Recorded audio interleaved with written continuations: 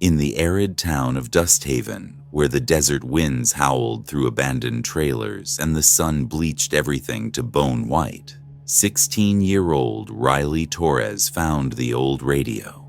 Dusthaven was a fading relic of the mining boom, a cluster of weathered buildings and rusted equipment scattered across the Nevada Badlands.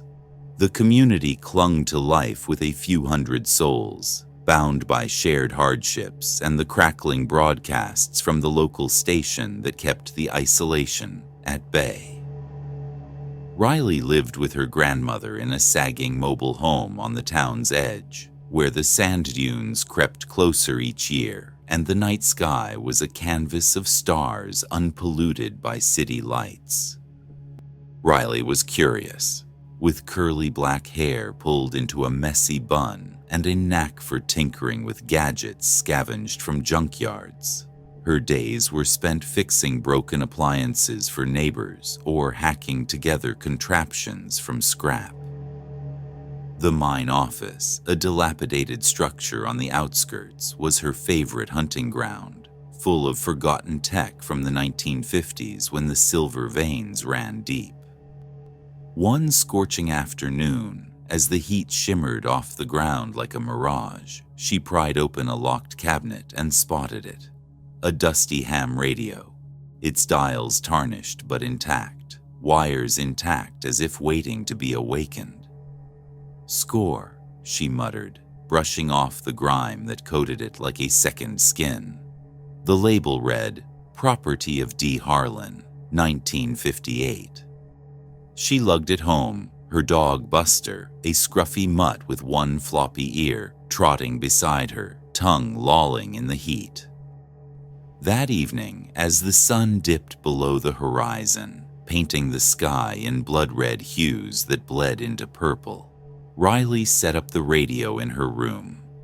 The mobile home creaked in the cooling air, and Grandma was in the living room, knitting under the glow of a single lamp, the TV murmuring news about distant storms rolling in from the west. Riley plugged it in, the tubes humming to life with a warm buzz that vibrated through the table. Static filled the speakers, white noise like whispering sand shifting in the dunes. She turned the dial slowly, her fingers greasy from the day's work, scanning frequencies. Most were silent or faint, country tunes from far-off stations in Las Vegas or Reno. But then, a signal cut through, clear, almost too clear for such an old set, a voice low and monotonic, reciting numbers. 3790, repeat. Riley frowned, leaning closer to the speaker, her breath stirring the dust. It was a numbers station, like the ones she'd read about on conspiracy forums. Mysterious broadcasts thought to be spy codes from the Cold War era. Cool but creepy in the quiet of her room. The voice was mechanical, emotionless, looping the sequence without pause. She recorded it on her phone, the static crackling like distant thunder rolling over the mountains. "Grandma, listen to this," she called, playing it back as she walked into the living room. Her grandmother paused, her knitting needles clicking to a stop, the yarn dangling like a lifeline. She listened, her wrinkled face tightening, eyes narrowing behind thick glasses. "Turn that off, child. Those old signals. They're not for us." Her voice carried a shadow of fear, a tone Riley rarely heard from the woman who had raised her after her parents' car accident. But Riley laughed it off, pocketing her phone. "It's just some relic from the past, Grandma. Probably some government test that's been bouncing around for decades." Still, as she returned to her room, the numbers lingered in her mind, a rhythmic chant that made her skin prickle.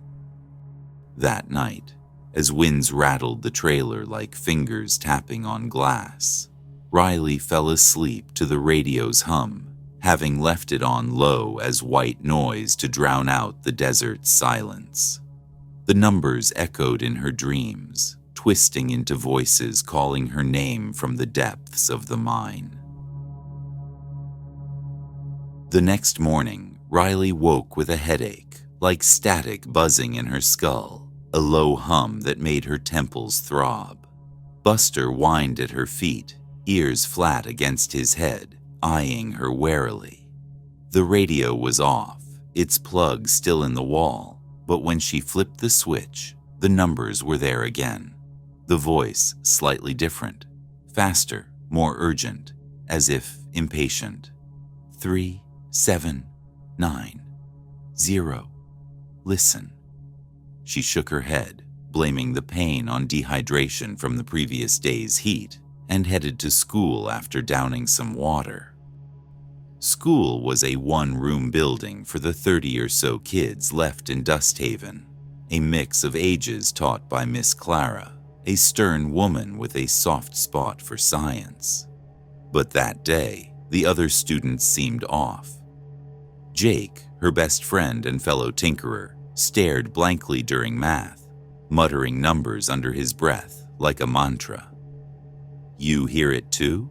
she asked during recess, the playground dust kicking up in the hot breeze. He nodded, his eyes glassy and distant. "Can't stop.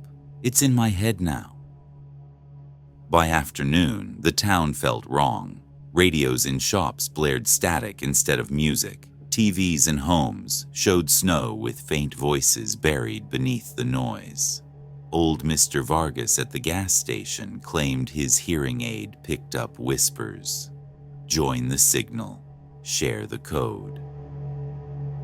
Riley's grandmother was worse when she got home, sitting by the window, rocking gently, repeating the sequence in a monotone voice. "It's calling us back," she murmured, her knitting forgotten in her lap. "From the mines, where it started." Riley's curiosity turned to concern. She sat with her grandmother, holding her hand. "What do you mean, from the mines?" Her grandmother's eyes focused for a moment, a spark of clarity. "David Harlan, the mine's radio operator. He found a frequency, something bad. The collapse wasn't natural. The signal, it woke what was sleeping." Riley dug into history that evening, her laptop glowing in the dim room as the sun set, casting long shadows through the blinds. Online archives were sparse, but she pieced together the story. Dusthaven's mine had collapsed in 1958, killing 12 workers, including David Harlan. Reports mentioned odd radio interference days before, numbers broadcasting on all frequencies, driving men mad. Rumors said Harlan had tuned into a lurking signal, a frequency that wasn't human, perhaps from deep Earth or beyond. His last transmission was the number sequence, looped until the end. As night fell, the static grew louder, emanating from every device in the trailer. Her phone, the microwave beeping randomly, even the fridge hum as it cycled. Riley's headache intensified, the numbers pounding like a pulse in her temples. Buster howled, scratching at the door as if desperate to escape. She tried to turn off the radio, but it powered on by itself, the voice now mimicking her grandmother's. 3, 7, 9, 0. Come home. Panic set in like a sudden sandstorm. Riley grabbed Buster's collar and ran to Jake's house, the streets empty under the streetlights, the air thick with dust. Jake opened the door, his face pale and drawn, ears red from scratching. "It's inside us," he said, his voice cracking. "The signal. It's spreading." They barricaded the door with furniture, but the signal penetrated the walls, whispers filling the air from the TV, the clock radio, even the plumbing groaning the numbers. The lurking frequency. Tune in. Share your secrets. The town descended into chaos overnight.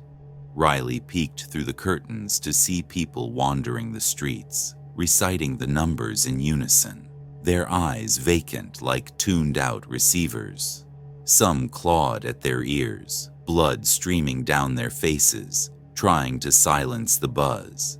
Others gathered around antennas, heads tilted, as if listening to a divine message. Riley's phone buzzed with messages from classmates, loops of the numbers, then silence as they joined the throng. Jake collapsed, convulsing, the numbers spilling from his lips like a prayer.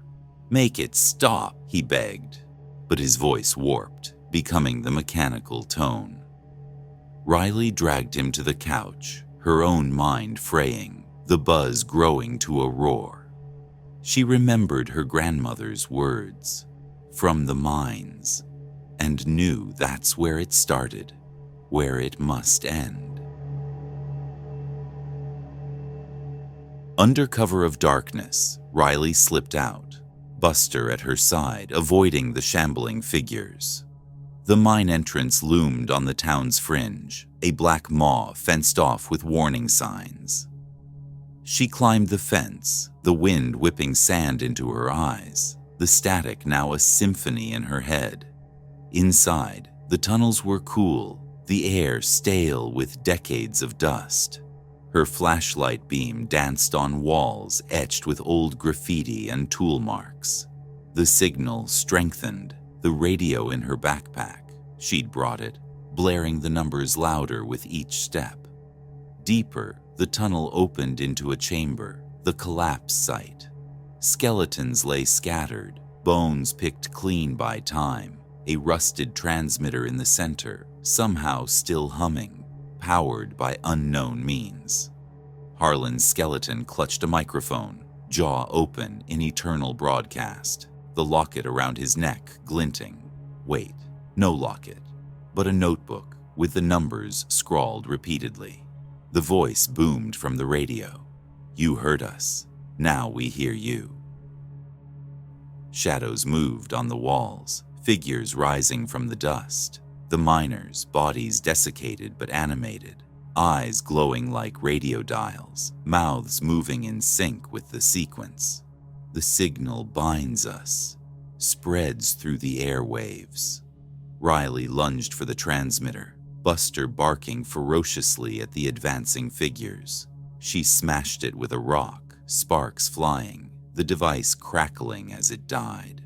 The figures shrieked, their forms dissolving into swirling static that filled the chamber like smoke.